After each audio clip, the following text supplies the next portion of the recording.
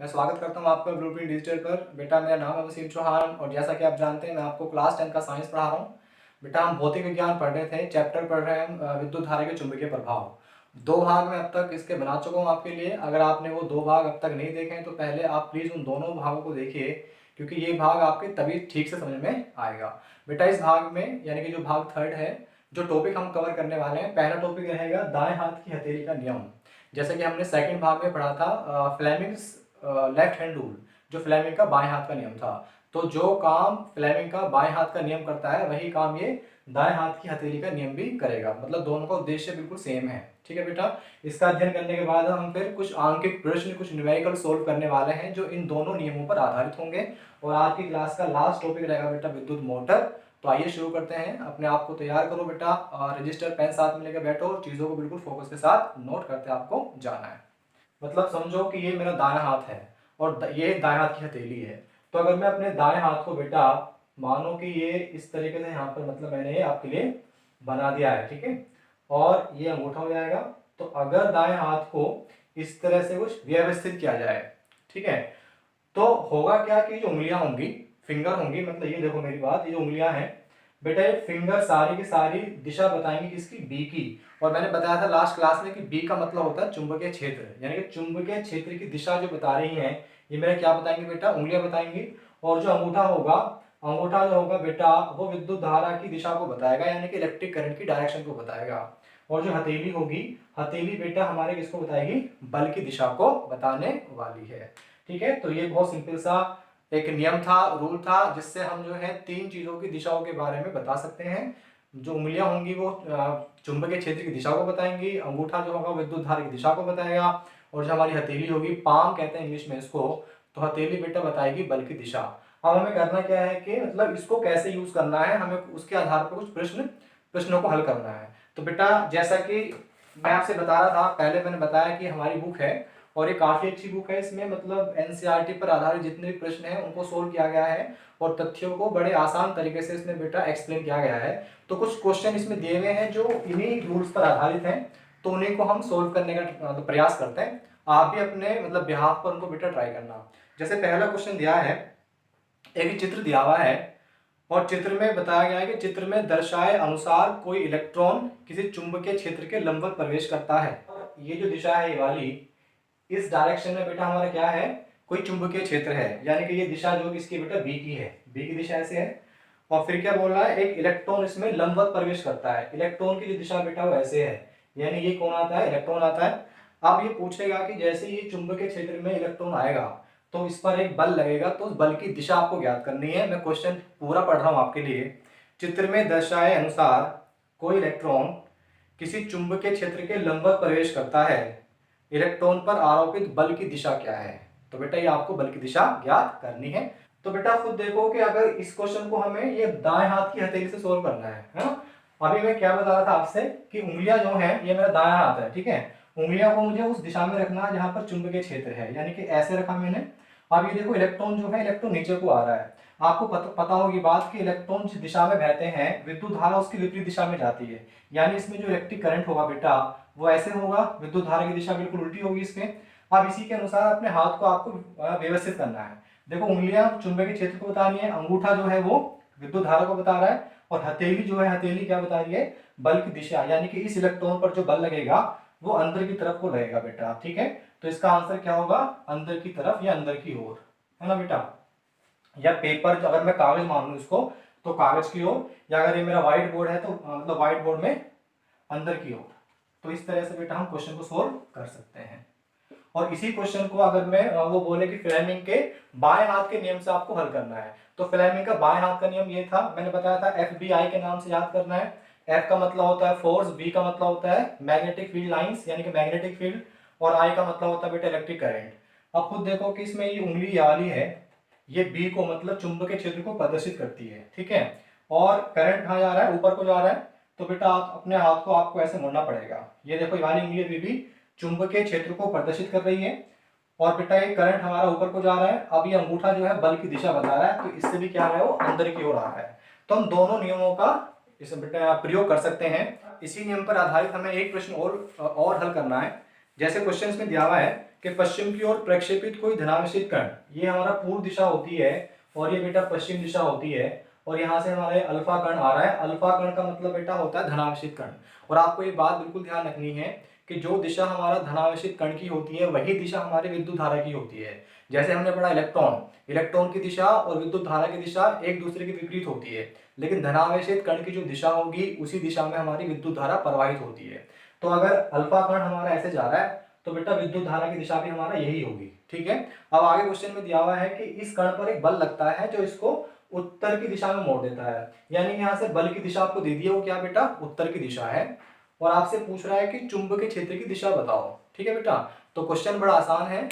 एक धनावेशित कण दिया है और उस पर एक बल की दिशा दी है जो उत्तर की तरफ लग रहे, उस पर बल लगा है उत्तर की तरफ, और आपसे पूछा हुआ क्या बेटा उसमें कि चुंबकीय क्षेत्र की दिशा। तो आइए इसको हल करते हैं। बेटा इसे पहले हम करेंगे दाएं हाथ की हथेली के नियम के अनुसार। तो ये मेरा दायां हाथ है।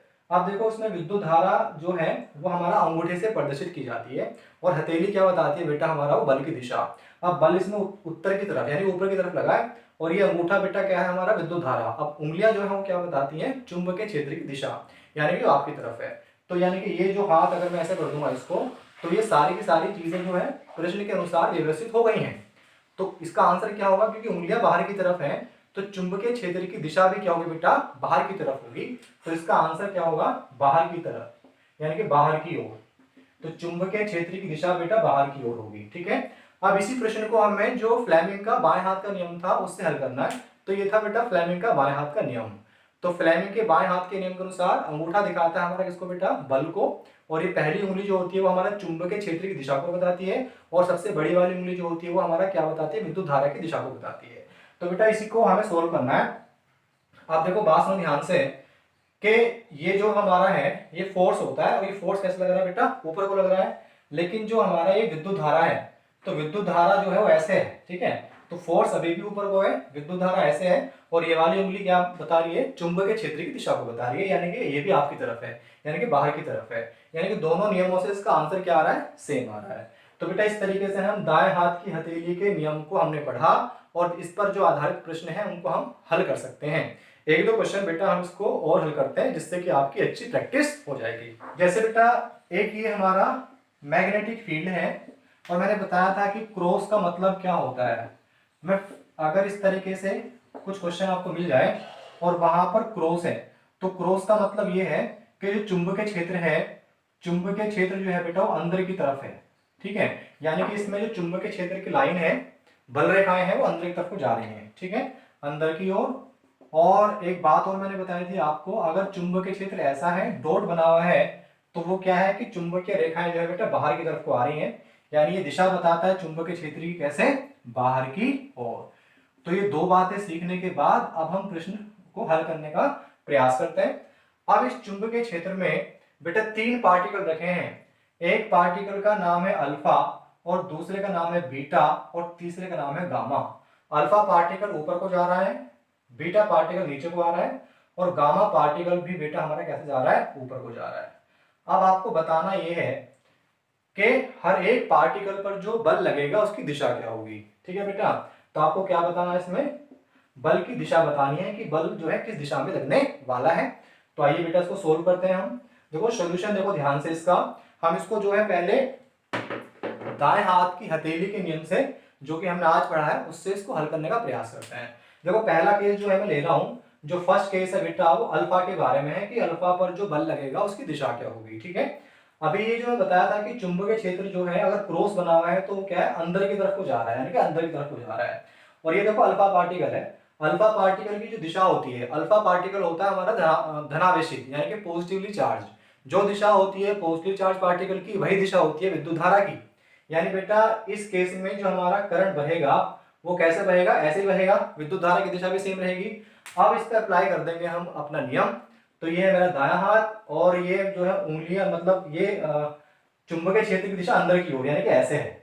और बेटा जो ये अंगूठा है वो विद्युत धारा की दिशा को बताता है, यानी कि इसको मुझे ऐसा करना पड़ेगा, उंगली अभी भी अंदर की तरफ है, अंगूठा ऊपर की तरफ जा रहा है। अब हथेली कैसे है, हथेली बेटा किस तरफ है पश्चिम की ओर, हथेली कैसे है पश्चिम की ओर, यानी कि इस अल्फा पार्टिकल पर, अल्फा कण पर जो बल लगेगा वो पश्चिम की ओर लगने वाला है। तो बेटा इसका आंसर क्या होगा पश्चिम की ओर लगेगा। ठीक है। दूसरा जो बेटा क्वेश्चन है उसमें हमें बल की दिशा ज्ञात करनी है किस पर, बीटा पार्टिकल पर। देखो जो बीटा कण होता है वो नेगेटिवली चार्ज होता है। ठीक है, आपको पता होगा वो ऋणावेशित होता है। अब ऋणावेशित कण की जो दिशा होती है उसके विपरीत में हमारी विद्युत दिशा, जो हमारी विद्युत धारा है वो प्रवाहित होती है। तो बेटा अगर बीटा हमारा कैसे नीचे को आ रहा है तो विद्युत धारा की दिशा कैसे होगी, वो ऊपर की होगी। अब तो ये जो है ये वाला क्वेश्चन बन गया सेम, विद्युत धारा भी ऊपर को जा रही है और समझो बात के जो चुंबकीय क्षेत्र वो भी कैसे है, अंदर की तरफ को है। हथेली अभी भी कैसे है मेरा, पश्चिम की तरफ को है। यानी कि बेटा इसका आंसर भी क्या होगा कि बीटा पार्टिकल पर जो बल लगेगा तो वो भी कैसे लगेगा बेटा, पश्चिम की ओर लगने वाला है। अब मैं किसकी बात कर रहा हूँ, गामा पार्टिकल की बात करता हूँ। गामा पार्टिकल जो है बेटा, गामा पार्टिकल तो मेरा एक तरह से मतलब उदासीन होता है, इस पर कोई आवेश नहीं होता। जब आवेश नहीं होता तो यहाँ से कोई विद्युत धारा का प्रवाह नहीं होगा, तो इसका मतलब इस पर कोई बल नहीं लगने वाला है। विद्युत मोटर को इंग्लिश में हम इलेक्ट्रिक मोटर कहा जाएगा। तो पहला ये देखते हैं कि विद्युत मोटर है क्या। देखो विद्युत मोटर एक बेटा मशीन है, एक ऐसा यंत्र है जो क्या करता है बेटा, विद्युत ऊर्जा को बेटा एक ऐसी ऊर्जा में परिवर्तित करता है जिसको हम क्या बोलते हैं, यांत्रिक ऊर्जा कहते हैं। ठीक है, यानी हम जो उसको इनपुट देंगे, हम जो उसको मतलब ऊर्जा देंगे वो कौन सी ऊर्जा होगी, विद्युत ऊर्जा। और ये जो हमें देगा उसको कन्वर्ट कर कर, उसको परिवर्तित कर कर वो कौन सी होगी, घूमने वाली ऊर्जा होगी। और उस घूमने वाली ऊर्जा को बेटा हम क्या बोलते हैं, मैकेनिकल एनर्जी इंग्लिश में कहते हैं, और हिंदी में उसको कहा जाता है यांत्रिक ऊर्जा। जैसे कि आप मतलब पंखे लगे होते हैं घरों में, तो उसको हम क्या देते हैं, इलेक्ट्रिसिटी प्रोवाइड करते हैं, यानी कि विद्युत ऊर्जा जाती है और वो घूमने लग जाता है जिससे हमें हवा आती है। ये जो घूमने वाली जो इसकी ऊर्जा है बेटा उसी को हम कहते हैं यांत्रिक ऊर्जा, और इंग्लिश में कहते हैं इसको मैकेनिकल एनर्जी। तो ये तो सिंपल सी बात थी। और सेकंड जो आपको मेन बात ध्यान रखनी है बेटा कि जो विद्युत मोटर है, यानी कि पहली बात तो यही है कि अगर ये मेरे पास कोई इलेक्ट्रिक मोटर है, ठीक है बेटा, तो कोई भी मशीन होगी बेटा उसमें दो चीजें होती हैं, एक इनपुट और एक आउटपुट। क्या उसको दिया जा रहा है और क्या वो हमें वापस दे रही है। तो ये ध्यान देना, काफी बार क्वेश्चन पूछा जा सकता है कि इसका इनपुट क्या होगा। इनपुट होगा बेटा इसका विद्युत ऊर्जा, और ये जो हमें देगी उसको बोलते हैं आउटपुट, तो उसको क्या बोलते हैं, यांत्रिक ऊर्जा। इसको कहा जाता है मैकेनिकल एनर्जी। सेकेंड इंपोर्टेंट बात जो आपको ध्यान रखनी है विद्युत मोटर में बेटा, वो इसका सिद्धांत है कि विद्युत मोटर हमारा किस सिद्धांत पर कार्य करता है। इंग्लिश में कहते हैं प्रिंसिपल क्या है इसका। देखो सिद्धांत इसका बहुत आसान है, ये हम पढ़ चुके हैं, लेकिन मतलब उसको फिर दोबारा बता देता हूँ एक बार कि सिद्धांत होता क्या है। एक टॉपिक पढ़ा था हमने कि जब किसी विद्युत वाहक चालक को, या एक ऐसा चालक जिसमें से विद्युत प्रवाहित हो रही है, तो अगर उस चालक को किसी चुंबकीय क्षेत्र में रखा जाता है तो उस पर बेटा क्या लगता है, एक बल लगता है। तो बेटा यही हमारा सिद्धांत क्या होता है, मोटर का सिद्धांत होता है। मैं फिर रिपीट कर रहा हूं कि जब किसी करंट कैरिंग कंडक्टर को, विद्युत वाहक चालक को किसी चुंबकीय क्षेत्र में रखा जाएगा तो उस पर एक बल लगेगा। ये पूरा का पूरा जो स्टेटमेंट मैंने आपको बताया है यही सिद्धांत बन जाता है बेटा किसके लिए, विद्युत मोटर के लिए। तो एक लाइन में क्या होगा कि किसी विद्युत वाहक चालक पर लगने वाला बल, और कब, किसी चुंबकीय क्षेत्र में। तो बेटा बहुत आसान होता है कि कुछ किताबों में ऐसे लिखा मिल जाएगा। ये जो पूरा सेंटेंस मैंने आपको बताया है इसी को बोलते हैं फ्लेमिंग्स लेफ्ट हैंड रूल। हालांकि फ्लेमिंग्स लेफ्ट हैंड रूल क्या करता है, जो बल लगेगा उस चालक पर उसकी दिशा को बताता है। ठीक है, तो ये पूरी तरीके से बात सही नहीं है। कुछ बच्चे ऐसे लिख के आते हैं कि मोटर का जो सिद्धांत है वो फ्लेमिंग का बाएं हाथ का नियम है, जो कि थोड़ा गलत है ना। तो जो स्टेटमेंट, जो कथन मैं आपको बोल रहा हूं, आप उसको बार बार सुनकर उसको प्लीज लिख लो कि सिद्धांत जो है वो क्या है कि किसी चुंबकीय क्षेत्र में किसी विद्युत वाहक चालक पर लगने वाला बल। बेटा ये बन जाता है हमारा सिद्धांत इसका, विद्युत मोटर का। अब हम इसकी कार्यविधि और संरचना के बारे में बात करते हैं। तो आइए लिखते हैं विद्युत मोटर की संरचना। तो बेटा पहली जो चीज होती है वहां पर एक हमें चुंबकीय क्षेत्र उत्पन्न करना पड़ेगा। तो पहली संरचना जो आती है बेटा उसको बोलते हैं क्षेत्र चुंबक। ठीक है, क्षेत्र चुंबक में क्या होता है, स्थायी चुंबक होंगी, और सपोज करो इस तरह से होगा कि एक बेटा चुंबक का मतलब एक सिरा ये है और एक सिरा बेटा मेरा ये है। इसको बोलता हूं मैं उत्तरी ध्रुव, इसको बोलता हूं दक्षिण ध्रुव। तो इसकी वजह से क्या हो रहा है, यहाँ पर बेटा एक हमारा बहुत शक्तिशाली चुंबकीय क्षेत्र उत्पन्न हो गया है। तो पहली चीज क्या है, हमारा क्षेत्र चुंबक, जो स्थायी चुंबक से मतलब पैदा किया जाता है। और बेटा दूसरा देखो, जो दूसरी चीज आएगी उसको हम बोलते हैं आर्मेचर। उससे क्या कहा जाएगा, आर्मेचर, यानी हम दूसरी संरचना की बात कर रहे हैं जो मोटर में मतलब हमें देखने के लिए मिलती है। अभी आर्मेचर क्या होती है, बात समझो ध्यान से कि एक लोहे की बेटा हमारी एक आयताकार शेप की आकृति होगी और उस आकृति पर हमने क्या किया है, एक तांबे के तार को इस तरीके से बेटा हमने लपेट दिया है, यानी कि एक कुंडली बन गई है। क्या बनी है? कुंडली। तो आर्मेचर एक तरह की कुंडली होती है और इस कुंडली में क्या होता है कि लोहे पर जो भी हमारा थोड़ा सा सॉफ्ट लोहा होगा उस पर हमने क्या किया है, एक तांबे के तार को लपेट दिया बेटा। ठीक है, तो ये पूरी पूरी संरचना जो है क्या बन जाती है, आर्मेचर बन जाती है। और इसी आर्मेचर को हमें यहाँ पर रखना होता है, यानी कि ये बेटा जो है ये हमने आर्मेचर को कहाँ रख दिया है, इस चुंबकीय क्षेत्र में रख दिया है। ठीक है, तो ये है हमारा आर्मेचर, इसके सिरे होते हैं ए बी और ये सी डी। तो बेटा अब तक हमने दो चीजें पढ़ी हैं। पहले मैंने बताया क्षेत्र चुंबक, इसका काम होता है एक शक्तिशाली चुंबकीय क्षेत्र को उत्पन्न करना, और दूसरा क्या होगा, आर्मेचर। आर्मेचर कॉइल होगी पूरी जो घूमती है हमारा कहां पर बेटा, इस चुंबकीय क्षेत्र में। देखो तीसरी चीज जो हम पढ़ने वाले संरचना में उसको बेटा हम क्या बोलते हैं, कुछ हमारे इसमें वलय होते हैं। तो कुछ वलय पढ़ने वाले बेटा ये आगे वलय। अब वलय क्या होते हैं ये देखो ध्यान से कि ये कॉइल आगे जाएगी तो बेटा यहाँ पर जाकर कुछ हमारे अर्धवलय इस तरह से होंगे, ये होते हैं ये। तो ये इस वलय का काम क्या है ये बेटा जब मैं इसकी कार्यविधि बताऊंगा तब हम पढ़ने वाले हैं। ठीक है, तो तीसरी चीज आएगी वलय। और इस वलय से क्या होता है, यहाँ छोटे छोटे बेटा क्या आते हैं, ब्रश आते हैं ये। तो चौथी चीज जो आती है बेटा उसको हम बोलते हैं ब्रश। ठीक है, तो इन चार चीजों से मिलकर बेटा हमारी क्या बनता है, मोटर बनता है पूरा। और ये जो ब्रश होते हैं इनका अभी थोड़ा समझ लो कि ब्रश जो है बेटा तारों के साथ, जो हमारे चालक होते हैं उनके साथ कनेक्ट होते हैं, और ये यहाँ पर जाकर कहा जाता है एक बैटरी के साथ जुड़े होते हैं। यानी बात समझो कि एक मोटर जो होता है उसमें जो टोटल उसका परिपथ है वो दो होते हैं, एक आंतरिक परिपथ होता है, एक बाह्य परिपथ होता है। ये पूरा का पूरा यहाँ से यहाँ तक जो था, यहाँ से यहाँ तक पूरा बेटा क्या था, ये आंतरिक परिपथ था जो मोटर के अंदर रहता है। और ये जहाँ से हम इसको विद्युत ऊर्जा प्रवाहित कर रहे हैं, विद्युत ऊर्जा दे रहे हैं, वो हमारा कैसा होता है, बाह्य परिपथ होता है।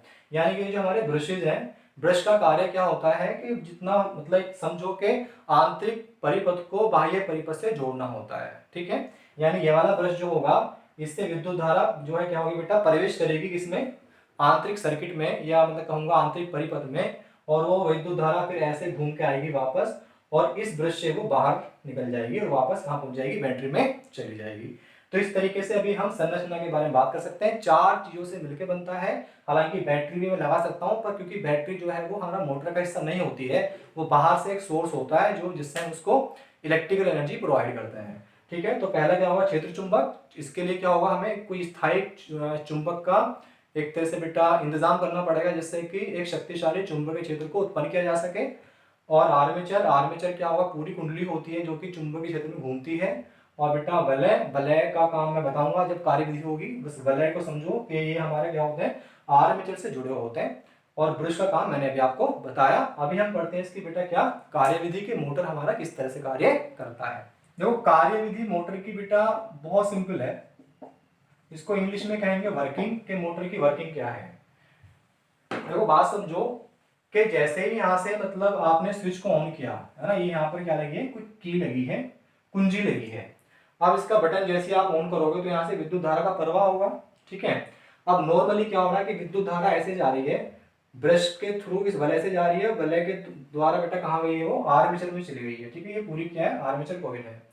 अब बात समझो कि जैसे ही ये विद्युत धारा जो है बेटा इस ए बी सिरे पे आई, ठीक है, ये जो पूरा आयताकार हमारा अंदर कुंडली है, इसके ए बी सिरे पर जब आएगी तो बेटा क्या होगा, यहाँ पर मतलब ये करंट कैरिंग कंडक्टर बन जाएगा, यानी कि ऐसा चालक बनेगा जहां से विद्युत धारा प्रवाहित हो रही है। और मैंने एक बात आपको बताई थी कि जब किसी चालक से विद्युत धारा का प्रवाह होता है तो वो अपने आप में चुंबक बन जाता है, वो अपने आप में क्या बन जाता है, मैग्नेट की तरह काम करने लग जाता है, और उसके चारों तरफ में खुद का एक चुंबकीय क्षेत्र उत्पन्न हो जाता है। ठीक है, तो कहानी कुछ ऐसी चलती है कि जैसे ही यहाँ से विद्युत धारा का प्रवाह होता है ए बी से, तो बेटा यहाँ पे क्या होगा कि इसका खुद का एक चुंबकीय क्षेत्र बन जाएगा, और ये खुद कहां पर रखा है, एक दूसरे चुंबकीय क्षेत्र में रखा है। यानी कि दो चुंबकीय क्षेत्र वहां हो गए, एक जो है स्थायी वाला है और एक इस विद्युत धारा की वजह से उत्पन्न हुआ है। तो जब दो आपस में बेटा चुंबकीय क्षेत्र इंटरेक्शन करते हैं, आपस में मिलते हैं, तो उनमें क्या होता है, या तो सपोज करो उसमें मतलब एक आकर्षण बल लगेगा या फिर प्रतिकर्षण बल लगेगा। तो कहना मैं ये चाह रहा हूं कि जैसे कि इसका सिद्धांत था कि जब किसी करंट कैरिंग कंडक्टर को, किसी विद्युत वाहक चालक को किसी चुंबकीय क्षेत्र में रखा जाता है तो उस पर एक बल लगता है, यानी कि अब यहाँ से विद्युत धारा वाला चालक बन गया है और एक चुंबक हित में रखा था। अब इस पर एक बल लगेगा। अब उस बल की दिशा हम ज्ञात कर सकते हैं बेटा फ्लेमिंग के लेफ्ट हैंड रूल से। अब बात समझो तो होगा क्या, तो जो विद्युत धारा की दिशा है बेटा क्या है, विद्युत धारा की जो दिशा है वो कैसे है बेटा, हमारा इस तरह चल रहा है ए बी सी डी, यानी कि ए से गया बी और बी से गया सी और सी से गया बेटा डी। इस अभी इस दिशा में हमारा विद्युत धारा प्रवाहित हो रही है। अब जैसी विद्युत धारा जाएगी तो इस सिरे पर बेटा, अभी हम ए बी की बात कर रहे हैं, तो ए बी की बात कर रहे हैं तो ए बी पर बेटा क्या लगेगा, एक बल लगने वाला है, एक बल लगने वाला है और उस बल की दिशा हमें ज्ञात करनी है। देखो बल की दिशा क्या होगी कि ये होता हमारा फ्लेमिंग का बाएं हाथ का नियम, एफ बी आई फोर्स, और ये बेटा मैग्नेटिक फील्ड, और ये हमारा क्या होता है इलेक्ट्रिक करंट। अब ये जो हमारा है बी यानी कि चुंबकीय क्षेत्र की दिशा है, ठीक है। अब ये बड़ी जो उंगली है वो विद्युत धारा की दिशा को बताती है, यानी कि वो हमारा ऊपर को जा रहा है। तो हमने हाथ को अपने व्यवस्थित कर लिया है। अब ये उंगली जो है वो बेटा विद्युत धारा को की दिशा को बता रही है, और ये जो पहली उंगली है वो चुंबकीय क्षेत्र की दिशा को बता रही है। अंगूठा क्या बता रहा है, बल की दिशा, यानी कि इस सिरे पर बेटा बल लगेगा जो अंदर की तरफ को लगेगा, ठीक है, ऐसा लगने वाला बल। तो यानी कि बल की दिशा क्या होगी बेटा इसमें अंदर की ओर। तो एक तो ये हमने बात सीखी है कि इस पर थोड़ा सा बेटा क्या लगने वाला है, एक बल लगने वाला है। अब बात समझो, जब यही विद्युत धारा ऐसे आएगी सीडी पर, तो जब सीडी में आएगी ये, तो सीडी पर भी बेटा एक बल लगेगा, क्योंकि ये भी क्या है कि विद्युत धारा प्रवाहित हो रही है चालक पर, और वो चालक कहाँ रखा है, चुंबकीय क्षेत्र में रखा है। तो अब उस बल लगेगा तो उस बल की दिशा भी हमें ज्ञात करनी पड़ेगी, ठीक है। अब देखो बल की दिशा क्या है कि यहाँ समझो बात कि ये जो है मैग्नेटिक फील्ड अभी भी ऐसे है, ठीक है बेटा, और ये नीचे को क्या लग रहा है, विद्युत धारा की दिशा है। अब ये अंगूठा क्या है आपकी तरफ आ रहा है कि बाहर की ओर है। यानी हमने ये बात सीखी है कि ए बी पर जो बल लगा था वो अंदर की तरफ को लगा था, और सी डी पर जो बल लगा वो बाहर की तरफ को लगा है, ठीक है बेटा। तो सी डी पर बल लगेगा वो बेटा कैसे लगेगा, बाहर की ओर लगेगा। यानी कि यहाँ पर दो बल लग रहे हैं और इन दोनों बलों से मिलकर बेटा एक क्या बन रहा है, इन दोनों बलों से मिलकर एक बल युग्म बना है। एक क्या बना है, बल युग्म, यानी कि फोर्स एक बेटा पेयर बन गया है, ठीक है। और दोनों की दिशा क्योंकि विपरीत है तो ये जो आर्मेचर कोयल है इस तरह घूम जाएगी पूरी, है ना बेटा। तो कहानी कुछ ऐसे होगी बेटा कि जो ये हमारा एक मैग्नेटिक फील्ड था, ये नॉर्थ पोल था, ये साउथ पोल था, और इस तरह से यहाँ पर एक बेटा आर्मेचर था, और ये यहाँ पर हमारा वलय थे, यहाँ पर ये क्या थे बेटा ब्रश थे, और ये बाहर हमारा एक बैटरी के साथ कनेक्ट थे। अब ये जब इतना काम हो गया है तो कहानी क्या होगी, ये पूरा घूम जाएगा, यानी कि ये जो है ना बेटा ऐसे हो जाएगा पूरा, ठीक है, ऐसे घूमेगा। तो ये सी डी यहाँ आ जाएगा और बेटा जो ए बी है, ए बी पहुंच जाएगा इधर, ठीक है। यानी क्या बन गया ए बी सी डी, पहले क्या था ए बी सी डी, ये पूरा हाफ घूम गया है, ठीक है। अब कहानी समझो ध्यान से बिल्कुल कि यहाँ पर क्या था, करंट अगर मैं देखूंगा ए बी में ऊपर की तरफ को जा रहा था, ठीक है, लेकिन जैसे यहाँ होगा तो उल्टा हो जाएगा, सी डी में करंट जाएगा ऊपर को और ए बी में आएगा नीचे को। करंट की दिशा बेटा देखो ध्यान से, है ना, यहाँ से ऊपर को जा रहा था, यहाँ से नीचे को आ रहा था। अब ये बदल गया, लेकिन करंट की दिशा हमारी क्या है, वो ऊपर को यहाँ है और नीचे को यहाँ है। तो कहानी कुछ ऐसी चलती है कि सीडी में जो दिशा थी वो क्या थी, ऊपर से नीचे थी यहाँ पर, और सीडी में जो दिशा है यहाँ क्या है, वो नीचे से ऊपर है। एबी में जो विद्युत धारा की दिशा है यहाँ पर बदलने के बाद वो क्या है बेटा नीचे की तरफ है, और एबी में जो दिशा थी यहाँ क्या है ऊपर की तरफ है। यानी यहाँ पर जो है बेटा विद्युत धारा जो है, विद्युत धारा की दिशा, बेटा ध्यान से सुनना मेरी बात, विद्युत धारा की दिशा में क्या हुआ है, थोड़ा सा चेंज हुआ है, और उस चेंज को बोलते हैं परिवर्तन। तो ये जो पूरा विद्युत धारा की दिशा में परिवर्तन क्या है वो किसने किया है बेटा, वलय ने किया है, ठीक है। अब ऐसा क्यों हुआ, मतलब विद्युत धारा की दिशा में परिवर्तन की आवश्यकता हमें क्यों पड़ी, उसी को समझना है। अब बात समझो कि अब फिर यहाँ पर ये इसमें मतलब हमें देखना पड़ेगा कि बल लगेगा या नहीं लगेगा। ऑब्वियसली बात है कि ये यहाँ पर क्या है, चुंबकीय क्षेत्र अभी भी है, और यहाँ पर क्या है, विद्युत धारा बह रही है हमारा चालक से, तो बल लगेगा। अब इस पर जो है क्या लगने वाला है बेटा, फिर बल अंदर की तरफ लगने वाला है, और इस पर फिर क्या लगने वाला है, बाहर की तरफ लगने वाला, और ये फिर दोबारा घूम जाएगा। यानी पूरी प्रक्रिया बेटा ये हमारी होती रहेगी, और जो आर्मेचर कोयल है पूरी की पूरी वो घूमती रहेगी, और मोटर हमारा जो है पूरा एक हमें यांत्रिक ऊर्जा देता रहेगा। तो इस तरीके से हम मोटर की कार्यविधि को समझ सकते हैं।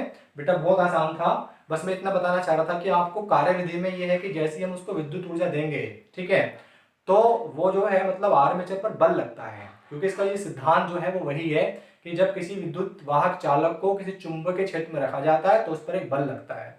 तो बस आपको क्या करना है, उस बल की दिशा ज्ञात करनी है, ठीक है। एक बार जैसी बल लगेगा और दोनों सिरों पर विपरीत दिशाओं में बल लग रहा है तो वो जो आर्मेचर है वो घूम जाएगा, है ना, ऐसे था ऐसा हो जाएगा, ठीक है। इतना होने के बाद क्या होगा, जो विद्युत धारा की दिशा है उसमें परिवर्तन करना पड़ेगा, ठीक है। और ये विद्युत धारा की दिशा में परिवर्तन कौन कर रहा है बेटा, ये जो वलय है इनका काम होता है to reverse the direction of the electric current, ठीक है। और इस तरीके से वो पूरा बार मोटर जो है उसका आर्मेचर कॉइल बार बार घूमता रहता है और बेटा हमारा मोटर कार्य करता रहता है। अब मोटर के प्रयोग देखो कितने होते हैं, मतलब कहाँ कहाँ विद्युत मोटर का उपयोग है। जैसे कि हमारे पंखे लगे होते हैं घरों में, छत के पंखे, वहाँ मोटर लगा होता है। वॉशिंग मशीन होती है, कपड़े धोने की मशीन, वहाँ पर लगा होता है। और इतनी सारी इंडस्ट्री होती है जहाँ पर मशीनें काम करती हैं, तो बेटा वहाँ पर लगा होता है। स्कूटर, गाड़ी, ये मतलब बहुत सारे यंत्र हैं, बल्कि इतने ज़्यादा इसके प्रयोग बढ़ते जा रहे हैं कि ऐसा लगता है कि इसके बिना हमारा जो मतलब जीवन है वो बहुत मुश्किल हो जाएगा, ठीक है बेटा। तो ये हमने आज भाग 3 पढ़ा। इस भाग में हमने काफ़ी महत्वपूर्ण बातें की हैं बेटा। तो बेटा कुछ सुझाव आपकी तरफ से हैं, कुछ आप हमें मतलब इम्प्रूवमेंट चाहते हैं तो कमेंट सेक्शन में बेटा प्लीज़ कमेंट कीजिए, या कोई टॉपिक में अगर कोई डाउट है तो आप जो है हमें पूछ सकते हैं। और बेटा हमारे चैनल को आप सब्सक्राइब कीजिएगा और जो बेल आइकन है उसको प्रेस कर दीजिएगा, जिससे कि हमारी अपकमिंग वीडियोस के नोटिफिकेशन आपको मिलते रहें। अपने दोस्तों के साथ हमारे जो चैनल है उसके लिंक को शेयर कीजिए और बेटा पढ़ते रहिए, क्योंकि पढ़ाई से बेहतर जो है कोई भी चीज़ आपके लिए नहीं है, ठीक है बेटा। तो मिलते हैं हम नेक्स्ट पार्ट में, बाय।